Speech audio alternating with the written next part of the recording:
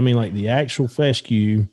Like I got a couple clumps that I'm just letting them go, like off to the side, and I'm letting them go, and they're seed headed and all. And I was just thinking, is that seed sterile, or is it, would it germinate if it was so old?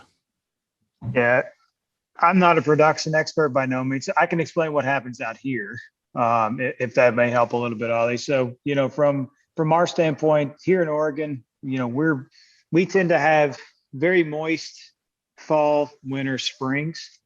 That's what she said. I was waiting on that one to come. So, gotcha. There's liquid flying in the air for 3 seasons of the year. So for us in the summertime, we break off and it becomes zero rain for the most part. It's very unlikely we get any showers whatsoever.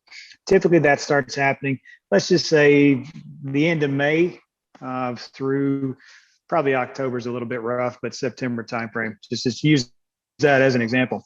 So when it turns off, every grass seed goes into the stage where it starts producing seed heads. Then pollination happens. There'll be times when I'm driving to work and I take back roads the whole way to work. It's on farmland.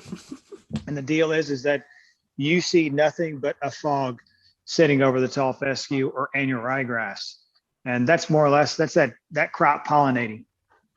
Okay? So that's where the yellow jacket comes from.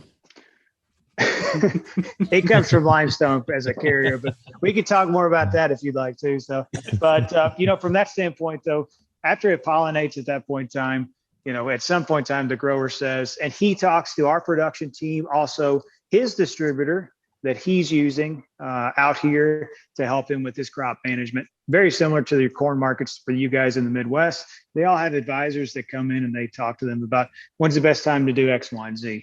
So they have that too. So at that point in time, the farmer decides he's going to harvest that crop. Combine comes out, bam, bam, bam. Then they let it dry down. The uniqueness that we have in Oregon is that with the low moisture, no humidity for the most part whatsoever, we don't have to use propane as a dry down agent. So in the Midwest, propane's a big user for corn to dry it down to a specific moisture content. For us, it's the same concept, just different species, obviously, but we don't have to worry about having that propane to dry it down to a specific percentage value.